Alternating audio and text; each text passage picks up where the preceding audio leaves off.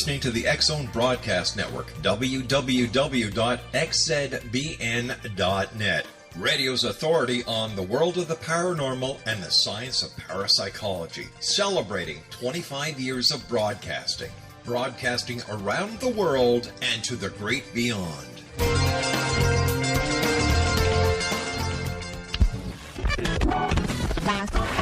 All Hit Radio.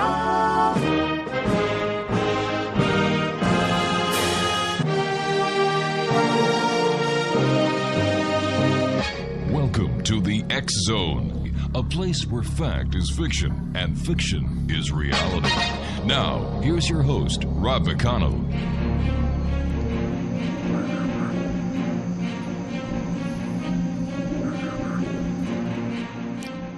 Welcome back to the X-Zone, everyone. 1-800-610-7035, worldwide toll-free. Email xzone at xzoneradiotv.com. On all social media sites, X-Zone Radio TV, and our main radio website where you can listen to the X-Zone 724, 365, www.xzoneradiotv.com. Our guest this hour is Amelia Pisano, and she is an evidential medium. She works mainly with law enforcement and families of missing children, and she has worked on many cold cases, and she is currently partnering with Bobby Brown, formerly of Dog the Bounty Hunter. So joining me from Stoney Creek, Ontario, is Amelia Pisano. And Amelia, welcome to the X-Zone. Hi, how are you? Thank you for having me. I'm pumped just listening during the break while I was waiting. That is fabulous. I love all the promos and the commercials. That was great. Oh, thank you. If you'd like, we can do that again, and we'll do an entire hour of spots. Sure. Although listening to your voice is very nice. How are you today? Well, now that you've got me blushing. Aww. So you and I are neighbors. I'm in Hamilton. You're in Stoney Creek. Yes, yeah, we are. You're in Hamilton. Mm-hmm. Isn't that amazing? It's such a small paranormal world, and yet I'm still learning about so many people in our area here.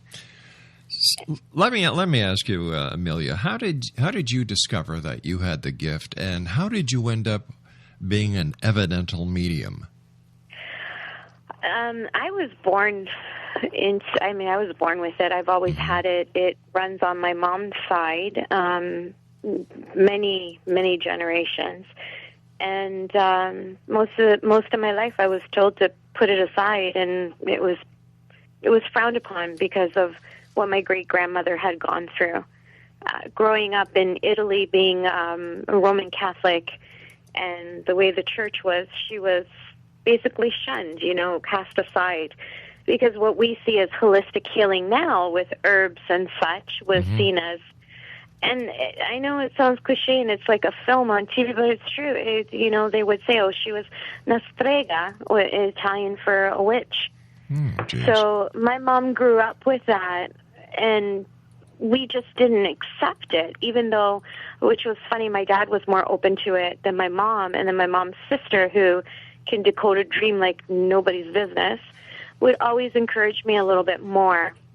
So it's, visions throughout my life, and a few times she couldn't say, no, that's your imagination. That's, it was just no way that it could be.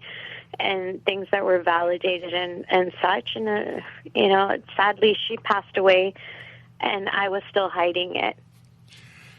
So. Wow. How did your gift, your ability affect you as a child? It was not easy. Making friends, and when you're a kid, you don't think, oh, if I say this to someone, they're going to think I'm crazy. They're so honest. Children are honest. You're just like, hey, yeah, did you see that? Or my friend. And they're looking at you like, what friend? Yeah.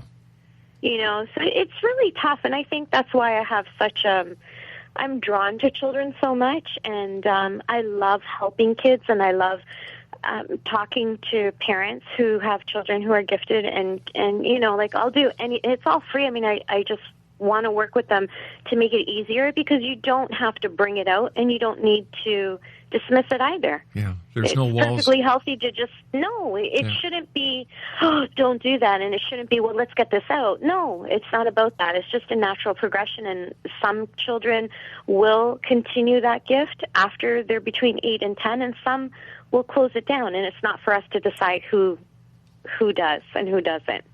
Amelia, what was your most memorable experience as a child? I have two. All right, let's hear them both. My father worked for the owners of the Four Seasons hotels. Mm-hmm. Isidore Sharp. So I grew up in their home. My dad was like his right-hand man. And we were very fortunate that in the summers, we would go to who is now Loblaws, Mr. Weston's cottage. And my dad was a builder and a carpenter, so he would maintain the place, and we'd get to stay there for a couple of weeks. That was the trade-off. The first experience it would be Mr. Weston's grandfather in that home, in that lake house. And my mom just kept saying it was a nightmare. It was a nightmare. And my sister-in-law was like, no, she clearly saw someone in the outside. And my sister tells me I was 3. This was kind of weird because I'm thinking, okay, is this just a memory? Is this a conversation I keep bringing up? That's another thing you have when it's childhood experiences. You tend to doubt what's real and what's not. So it's good to have other people, asking questions. And I was lucky I had my sister-in-law, and I said to her, I need to, just give me a second, I need to read the house. And she looks at me like, what do you mean read the house? I said, I need to tell you what's in the home so I know that it's not me who's hearing this conversation, that I actually did experience this at 3 years old. So I started to take her through a tour of the lake house. And as I did that, it came back again as to who it was. So she said you were about 3.5 at the time when that happened. So I don't know how many before that they dismissed, but the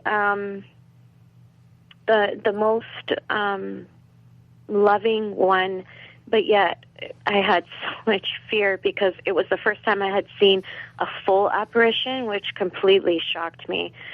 I wasn't even 11 years old. It was my brother married the girl next door.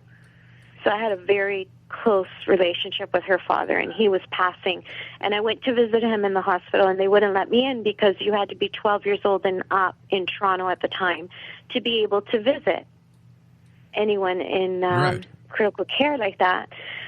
I was devastated. I sat in the lobby of York Finch Hospital at the time, and I just cried and cried and cried. I remember how much my eyes were burning because I couldn't see him. About 20 to 5 in the morning, the following morning, I wake up to being nudged, and I look up, and he's in my room, and he puts his finger like, it's okay, don't be afraid. And I'm looking at him. He said, I just wanted to say goodbye to you. They told me you were waiting for me, and they wouldn't let you in. But I have to leave, and I want to say goodbye. Wow. And he just sort of faded, and I just, I'm a kid, so I run screaming to my mom's room. Yeah. And I said, in Italian, I said to my mom, Angelo passed away. And she's like, no, he was doing really well. You just had a bad dream. I said, no, Mom. He just came into my room and said, I know you were waiting downstairs to see me. She's like, she looks at me, she goes, we didn't tell him you were downstairs. She said he was unconscious when we were in there. And I said, he passed away. And she said, no, you're having a bad dream. Just go back to bed. My brother called from the hospital. He said, Mom, Angelo passed away. And she's like, when? He goes, about 10, 15 minutes ago. The exact time that he said goodbye to you. I had seen him. Yeah. Oh, my gosh. Yeah, and I adored him. We were so close, and it was tough because we did a lot of things together, It still gets to me when I talk about it. Sorry. Don't be sorry. Don't be sorry. I could hear it in your voice. Having talked to you for nearly 15 minutes now, I can tell that you're a very sensitive lady. And that really? Yeah. And I know that you work on cases of missing children. Yes. That must be very hard for you on one hand, but very rewarding on the other. How do you balance the two?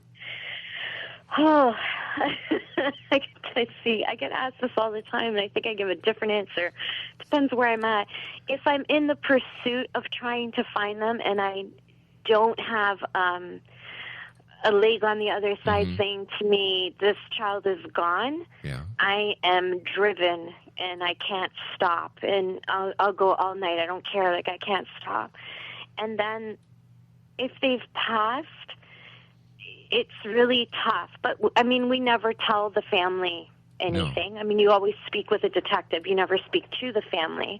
And then at that point, I have to cry a little bit and then pull myself together and say, okay, we have to figure out how we're going to find you now. You know, the most important thing for me is finding them, giving the family comfort and closure, and they need that burial if that child is gone. The hardest thing for me is crime scene photos. Really? That puts me in that is just the most difficult.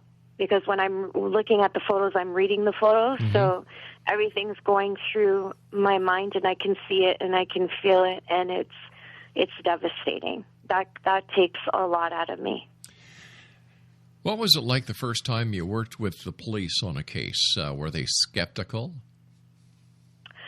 Actually, I can't talk too much about this case because it's actually in court right now. Okay, I understand that. And it's in Ontario, but I can tell you that it was by chance that it happened. Someone was missing, and I had taken my girlfriend to have LASIK eye surgery. And she said, did you hear about this person who's missing? And I go, no, you know me, I don't watch the news and blah, blah, blah. And Smart I was girl. working on never. I said I was working on a missing child in Michigan, and I said, no, I haven't had the chance. Why? And she shows me the picture, and I said, oh, no, that person's passed. I said, what are you talking about? They just went missing yesterday. I'm like, no. I said, no, this person has passed. And she's like, well, how do you know that? I go, because the person's standing here right now. And she just looks at me. She goes, this is a huge police case. And I'm like, really? And I didn't know it. So when I took her home, I went home and I tapped in and I started drawing stuff. And I have friends who are detectives, so that made it a little bit easier for me to go in there and say, this is the outline of the property. This is what I saw, you know, and that's how it started. But I try to work in the U.S. I try not to do anything here. But if somebody had a missing child, I would jump on it in a heartbeat. Why would But for criminal cases, Yeah. I don't want to work here. Why not? Because I have a child, and some of these cases are really, really scary. But, you know, whether you're in Canada or the U.S., if, you know, people are easy to find these days. They never know I'm working on it. Okay. In the U.S. Here, it's just so much easier to slip up. Interesting. Yeah. What type of cases have you worked on besides missing children? I've done, where adults are missing and then found murdered. I've worked on really cold cases of adult murders from the 1940s. I worked the Jessica Haringa case in Detroit. Where I've been all over the map. You know, but right now because I'm working with Bobby Brown, everything goes through him. Yeah, let's talk about that. How did you meet Bobby Brown? I was on a radio show partnered with someone, and I do blog talk a lot, and it's my way of giving back. They call in, get a reading, whatever. And he was friends with my co-host, and he called in, and I interviewed him. Honestly, I didn't know who he was before that. And when Jamie said to me, "Oh, Bobby Brown," and I'm like the singer Bobby Brown? Yeah. He's like, "No, from Dog the Bounty Hunter." And okay, I know who Dog the Bounty Hunter is. I don't watch the show. So I started watching the show. But I met him I interviewed him, and I actually gave him a reading on air. Okay. And he said, "I need to work with you." I'm like, okay, So it started from there. We have a good relationship. We really get along really well, and he's incredible. He's an incredible detective, and he's got a highly decorated career, and he's just driven by passion, and it never stops. This man has a 40-hour workday and a 24-hour day. He just never stops. And I like that kind of energy. So, what kind of work does he do now? I've watched Dog the Bounty Hunter maybe once or twice, and it just did nothing for me. But what kind of show is, how are you two going to work? Are you going to find the criminals psychically, and he's going to do the enforcement work, or what? No, he's got 3 reality shows coming out. Mm-hmm. One, it's going to be in the next couple weeks, and then Veil and Beyond, which is our radio show, will be interlayered with his show, and he's gone all the way to Ethiopia to find the eldest man in the world and sits down with him. These are the kind of stories that he has. He has me, I've worked with him a little bit with John Benet Ramsey. He's part of the Apple Dumpling Gang. He was one of the first detectives on the scene in the first 48 hours. Right. He also partners for years with Joe Kenda on the ID channel. And he's a bondsman in Colorado, but he works huge cases, huge cold cases. The John Benet Ramsey is not going anywhere. That's going to be done. There's no way they're going to let that slide. He's also currently was involved with the Joe Keller, who's missing in Colorado, and then Mindy Lee, which she was abducted, she was kidnapped and murdered. I'm working with her mom, and I've worked with her on the case for the past year. So these cases take time. Why do they take time if you're using your abilities and your gifts? Why can't this information? I don't solve the cases. I don't solve the cases. Well, what do you do in the cases? We as an evidential medium, you provide validation and evidence, and what I try to do, and working with my guides and that, I ask for, give me the street sign, give me a number, give me a plate, give me more. I scan when I'm in the zone of a vision. I scan from left to right, like when you walk into a room and you're checking out a new home or model home. That's how I read a vision. I go from left to right, and everything clicks. What the weather is like outside the window. What is he driving? What does it smell like? What does it feel like? Is there pain involved? Like all of that, all your senses come together. Yeah, but once again, why does it take so long? Why can't you just make the connections with the other side to find out who the perpetrator is, get the evidence, and give it to law enforcement? It doesn't work that way. Why doesn't not? work that way. Why not? I wish it did. It doesn't work that. Not for me, anyways. I don't know. I get bits and pieces of vision, and then I need more. I can't just do everything from here.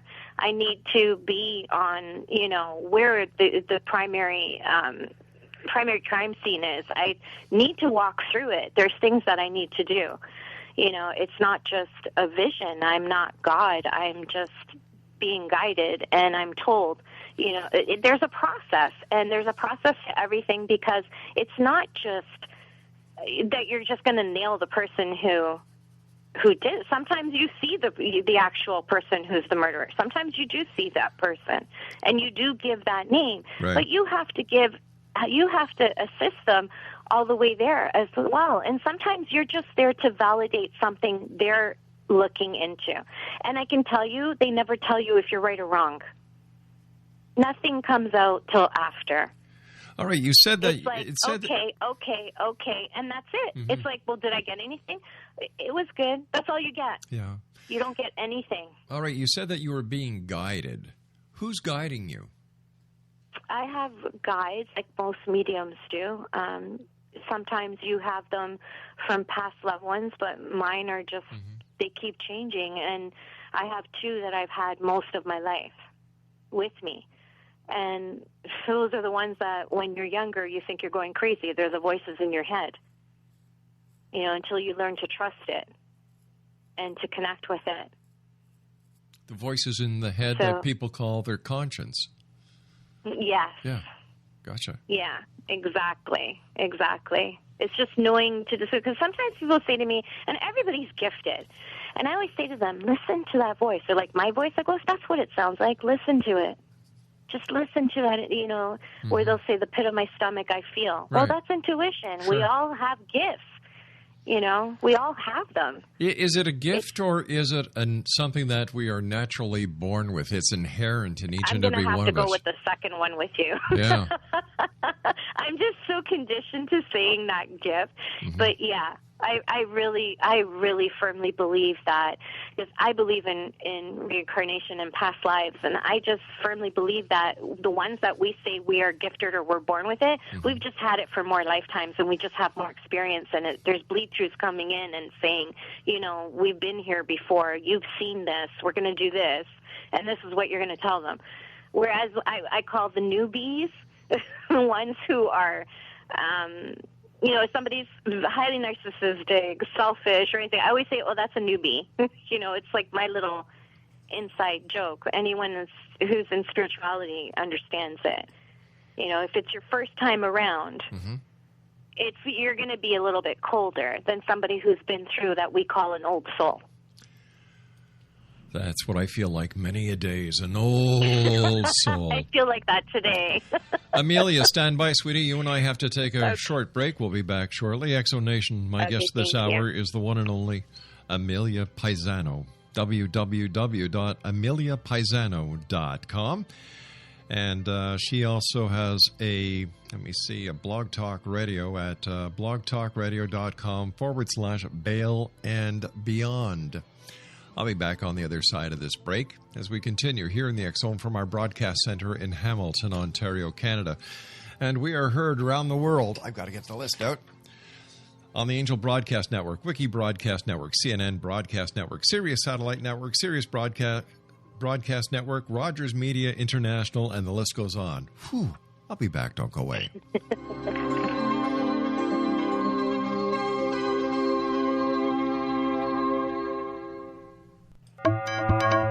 You're listening to the X Zone Broadcast Network, www.xzbn.net.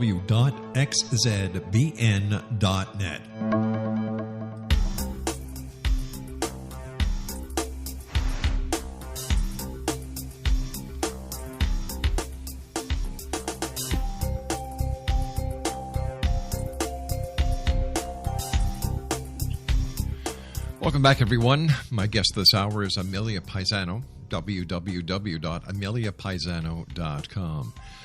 Amelia, I understand you've had 3 near-death experiences. My Lord.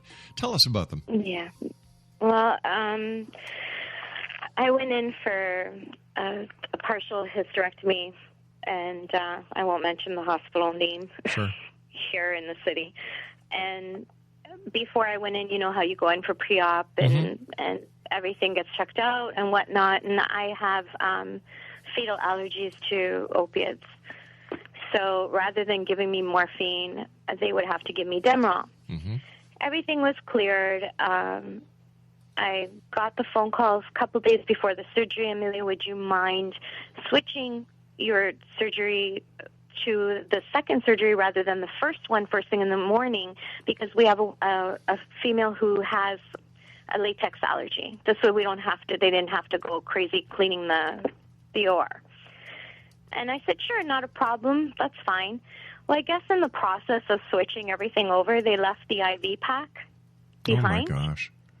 And it had morphine in it. It's common that IV packs have morphine during surgeries. So for an hour and a half, I was being pumped with morphine. Oh, Lord. And they knew that I had a fatal allergy to codeine. They didn't want to take a chance with morphine, so they're like, we have to give her Demerol. So I don't even know what happened to the lady who received my IV pack. I pray to God that she didn't have an issue. And how I found out a lot of this was because a friend of mine is a nurse at that hospital and was working the same floor. So anyways, I came to in recovery because I could hear the nurse yelling over to the anesthesiologist what was in her IV. And I got up a few times. But what happened was I could hear my mom, and it's so incredibly different when you're going through it than when you hear someone or you're crossing someone over. It's incredibly different. I can see why people go into the light. I can understand it now. And I know to some people I might sound crazy, but I really don't care because it's my experience. It was so moving and so warm and beautiful. It was incredible. I wanted to go. I wanted to go more than what, I couldn't believe that I wanted to go. There was no memory or anything of what was behind me. Wow. It was just this beautiful feeling of exactly that love and light coming forward, and it was like I could hear a million voices at once. But the only one that came clear through was my mom saying, you need to go back. And I'm like, no, but I want to come to you. And I hadn't seen her yet. I didn't see her till, the second or third one. And she's like, no, you need to go back. They made a mistake. You need to go back. The nurse is going to fix it. You're going back. My heavens. And I just kept saying, no, I want to come with you. I want to come with you. I honestly, and I adore my family. It didn't even faze me. I could see how they just go. I understand it now, And here I thought, being a medium who helps cross people over, I was doing all the work. I realized, oh, no, put your ego down because this is a beautiful moment. And I could see why everybody was crossing. I'm like, wow, I want to go too. It was so beautiful and so warm. If you could feel love to touch it, that's what it was like. It was like you could touch love. And the last time, and there was 3 after that, but I did have one years before that surgery. It seems to be drugs and these allergic reactions that bring me that way. But I found out later that they had to bring me back 3 times, and you were a pumpkin. I was a pumpkin, a big orange pumpkin. You should have seen my legs after that from all the shots, the Benadryl and the epinephrine. Mm-hmm. They welt and bruise up like pancakes. I barely had a white spot. It was all black. My God. That hurt more than the 8-inch cut across my abdomen. But yeah, I don't know what it was. That night in my hospital room, I had a nurse who came to me and asked me, she was talking to me about her daughter and asked me to look in on her. And I'm looking at her going, why would I look in on your daughter if it's your daughter? And she's talking to me and she's writing down her phone number. And I clearly remember her getting a pen and getting the paper. That was left on my nightstand, but there was nothing in any of my bags. And when I asked my girlfriend to find her, she said, oh, honey, she passed away. And I'm like, what do you mean she passed away? It was that night that already I couldn't even hold back. It was within hours. I was out for 10 and a half hours. I was supposed to be awake an hour after surgery. So from 8 o'clock in the morning till 6:30 at night, I was completely gone. That's wow. It's insanity. But that when they finally brought me up to my room, and I had this happen, and I got it validated because of the nurses. I said, yeah, her daughter's 6 years old, and they're looking at me like, she passed away. She had cancer. She passed away. Like, that's impossible. She was in my room. You need to go through my bag. You know, it started to make me feel like, holy crap. And it's weird because going in, I knew something was going to go wrong because I kept saying to the doctors in pre-op, please highlight that. Please highlight this. This wouldn't be the first time this happened. Can you please highlight that? And they're like, you've gone through all of this. Don't worry. Everything will be fine. And what had me feeling I'm going to be okay. Something's going to happen. And I said it to my husband, something's going to happen, but I'm going to be okay. And he's looking at me like, are you nuts? I go, no, I'm having surgery on my mom's birthday. I'm going to be fine. She's going to be there for me. Little did I know in what huge way she was going to be there for me. So would you say that this nurse who had passed away, who came to you, would have been a guardian angel at that point? I feel like she was one of my guides, starting me out.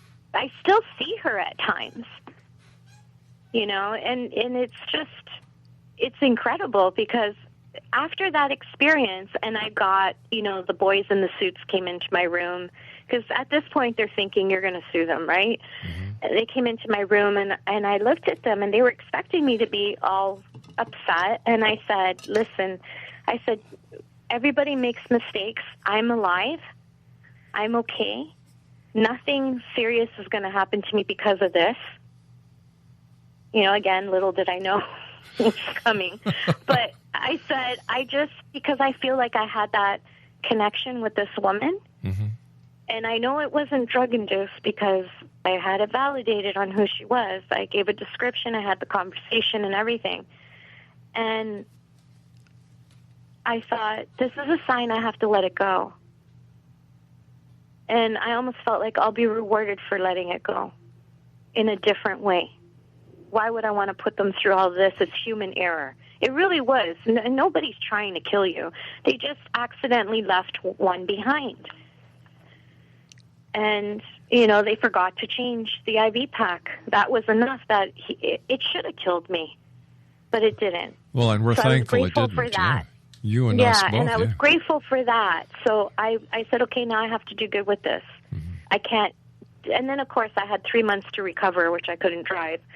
So that's when I started researching. You know, I didn't know anything, the difference between a medium and a psychic. And I've always been told, I've gone to the readings like everyone else has, mm-hmm. you know, the parties and this and that. And I've always been told, oh, you're blocking us. We can't read you. I'm like, what is blocking? Now I know how to do that. But I was just, what is blocking? What are you talking about? You know, you're gifted. Well, yeah, I know I can see. I have a little bit, but I'm not really, you know. And then when this happened, I thought, you know what, I really need to do something with this.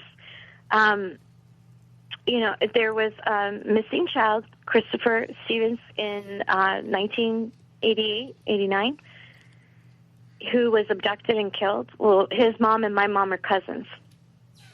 Really? And I always thought, I said to my mom, if I could do anything with what I have, I would want to help like this. In this situation, I would want to help. And she said to me, you're crazy. How are you going to help? You're going to be a cop? How are you going to help? I was 18, you know? And she goes, you can never be a cop, which was true because I was looking into law enforcement. I said, no, but I have to work in it somehow. Right. And it's amazing how you look back and you see it progress and how I understand now why it came later. And no, it wasn't because my mother was shutting it out. It was because it wasn't time. That I had to go through all these trials first so that I was able to clearer understand and feel for them and pick up and help. I had to go through these horrible experiences. It seems that those like yourself who dedicate themselves to helping others with their gifts have all gone through a hard time. Is it a learning curve? Because, you know, I've always believed that whether, you know, I use this analogy that you cannot be successful without going through the lessons of failure. No, I agree with you 200%. Yeah. I believe that everything happens for a reason. I mean, you can call it fate, destiny, whatever. I see it as trials. I don't see, when someone says destiny, the book's written for you. No, I believe you can change the book, because I could have chosen not to be open to it. You know, you can shut this gift out. I mean, people do it every day because everyone's gifted. So everyone's shutting a gift out every single day. It's a choice they make. Yes, yes. And sometimes it's taught through upbringing, and sometimes it's choice.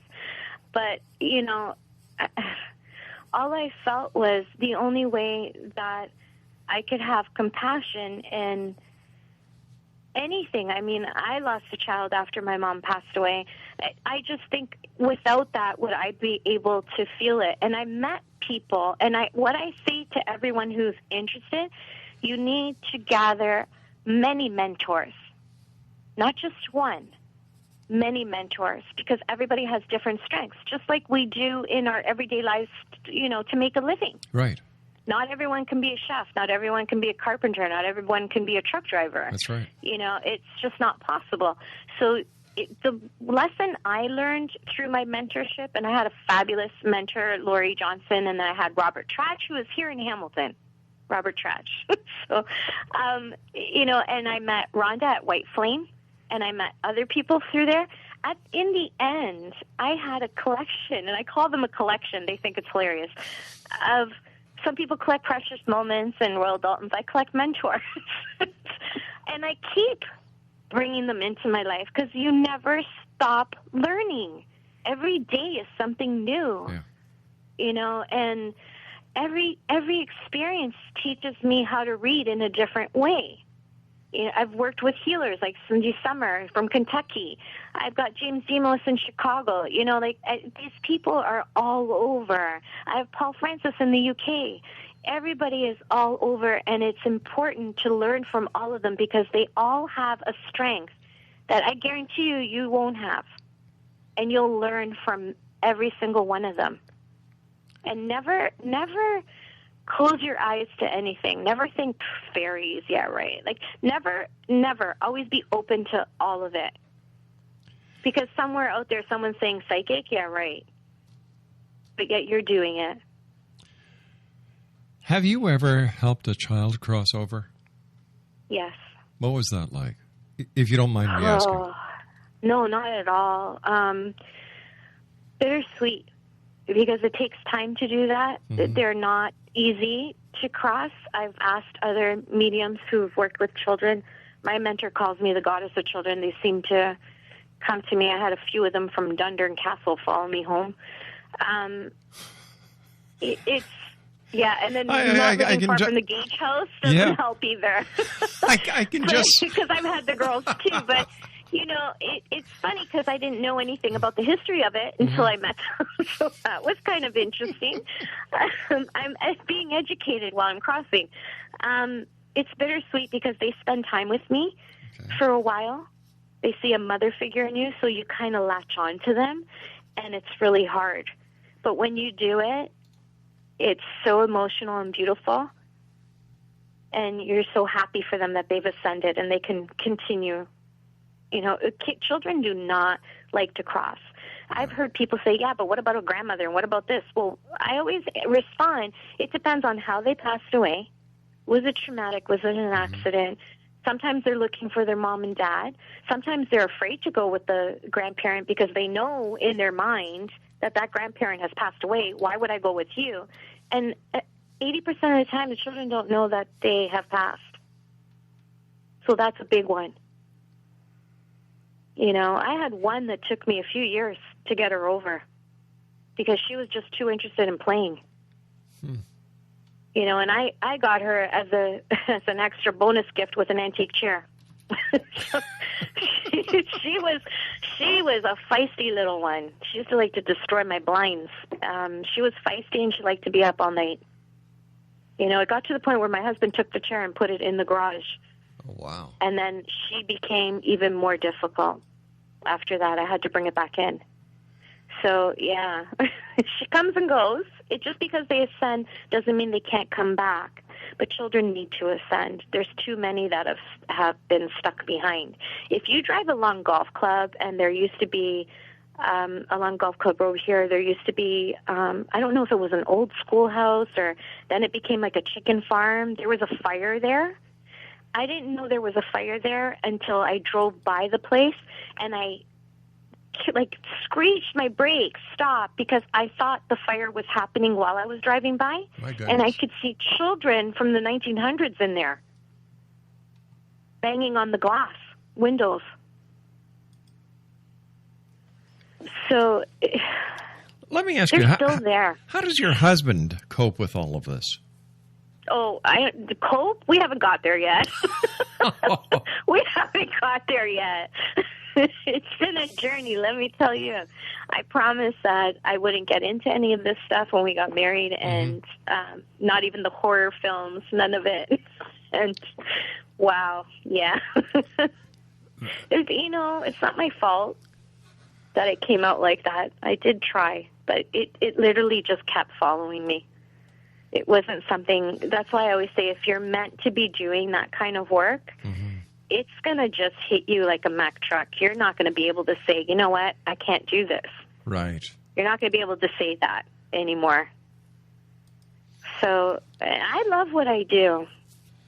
I really do. It certainly sounds like you have a passion for it, and I can hear it in your voice that you're very empathic and that you love working with children, and I can see why the children gravitate towards you. Aw, thank you. I love them. I love playing with them. I love them. It's just something that the innocence that you experience with them on the physical plane is the same in the spiritual. It's really nothing to be afraid of, unless you get a Chucky kind of experience. There you go. That's when you run and call your friends to help, but... No, I've been really blessed with them. It's been harder for me to let go than it is for them. What advice do you have for parents who have a child that may be gifted? Oh, call me. I do it for free. I'll sit down and talk to you. I do it for free. Every child is different, and you have to know your child, and you cannot let your ego or what you want come into play with this. It has to be about the child, and we first have to make sure that the child doesn't feel threatened or afraid. We have to determine what and who they're seeing. So there's a lot to it. It's not something you can do in a phone call. I like to meet with them and talk to the child, and I can tell after, a couple hours with them where this is going to head. So it's really important. I can't tell you how many times, and it's shocking to me because I grew up in the complete opposite society where you just didn't talk about it. I can't tell you how many times parents want their children to be psychic and gifted. And I don't think that you should be pushing that. You have to know your child. That is true. You could be causing so much damage. And I always say, if you push it or you don't, feed it and educate it, you are raising a child who's going to need a ton of therapy in about 10 years. Because that's where I went. I ended up in major therapy. I ended up in high school not fitting in and attempting to take my life twice in less than a year because I couldn't fit in. So I take it very seriously with the kids, and I don't charge for any of that work, not police work, not missing children, none of it. And I would imagine with today's technological marvels that, we're seeing so many more cases of electronic bullying that, your services and your assistance to children at this time would be greatly appreciated. Thank you. I love to help, and I put them first. Kids come first. I will break all my commitments and all of my appointments to work with children. They're my priority, and I believe, that's why I'm here. In whatever capacity, whether it's missing or guidance or mentoring, and a lot of times it depends on the child's age. If they are between 4 and 7, depending on how mature they are, how advanced they are, you really can just talk to them and help them through it. You know, you don't have to keep talking about it. Their children want simple answers. Sure it's just like sex ed. Just like sex ed. You really don't need to get into all the details. Well, wait a minute. Just Whoa. answer the question. How did we get from kids with problems, electronic bullying, to sex education? Where is your mind? Because I always say, when it's just like when a child asks you, comes home and they had their first sex ed class at school, what do you say to them? And parents look at me. I said, it's the same kind of thing. You're not going to give them everything. You're just going to answer what they need to know. They're content with simple answers. And if they really want to know, they will keep at it. But just pay attention to what they're doing. Pay attention to internet is so important, not just for bullying, but what they can access on the internet. You can start accessing all kinds of dark stuff on the internet. They don't have to click I'm 18 and be 18. Of course not. So be aware of what they're looking at. My idea of sex education is, my father asked me if I knew where kids came from. I said, sure, 2 horny kids in a 6-pack. I never had that conversation. I had a strict Italian mother. I had a very funny Irish father. Hey, listen, Amelia, I want to thank you so much for joining us. It's been a great pleasure talking to you. Take care of yourself. Thank you for having me. It's been so much fun. You're amazing. I love your energy. Thank you, sweetie. And keep up the great work. Helping people, helping children. Bless you. Thank you. God bless. Take care of yourself, Amelia. Exo Nation, my guest this hour has been Amelia Pisano. Her website is www.ameliapisano.com. I'll be back on the other side of this commercial break with the news as we continue here in the Exo from our broadcast center in Hamilton, Ontario, Canada. Worldwide toll-free, 1-800-610-7035. Email exxon@exxonradiotv.com, on all social media sites, Exxon Radio TV, and our radio website where you can listen to the Exxon 724 365, www.exxonradiotv.com. Once again, Amelia Pisano was my guest, and her website, www.ameliapisano.com. And I'll be back on the other side as we continue investigating the world of the paranormal and the science of parapsychology right here in the X Zone from our broadcast center in Hamilton, Ontario, Canada. Don't go away.